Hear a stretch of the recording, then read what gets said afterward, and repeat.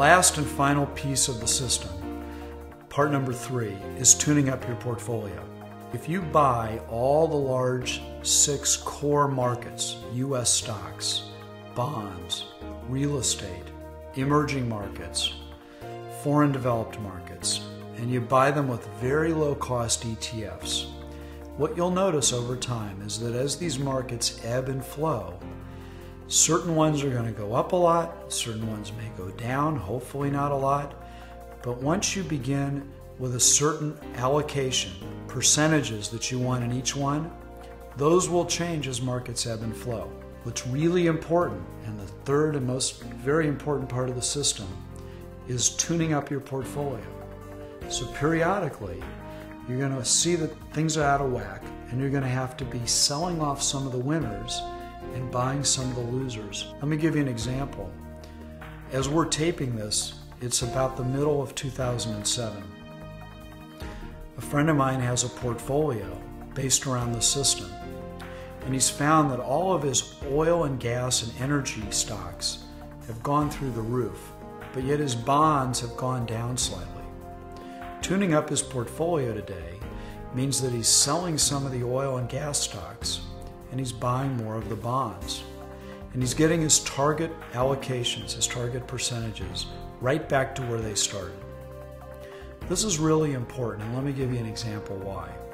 Let's say during the dot-com bubble, the technology boom, from 1997 into 2000, you had an allocation of U.S. stocks where technology stocks were growing and growing.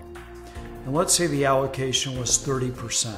Through those years of the bubble, that 30%, had you not tuned up your portfolio, might have grown to 35, 40%, depending on those stocks that you owned. And if you just let them run, your bonds would have been going down as well because those were depreciating in value. But had a person who owned stocks during the dot-com bubble been continually tuning up and balancing their portfolio back to the target allocations throughout the bubble, 97, 98, 99, early 2000, when those stocks were running, that person would have been continually selling the winners and buying more bonds because bonds were going down.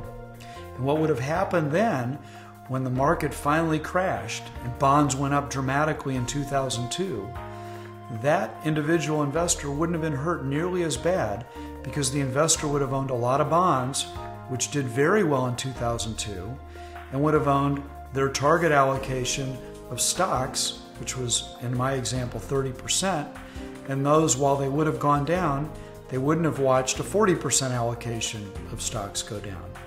So tuning up and rebalancing is a critical part and the third part of the system because it forces you to do what's very counterintuitive, but what the great investors do, which is sell and trim their winners and buy more of their losers.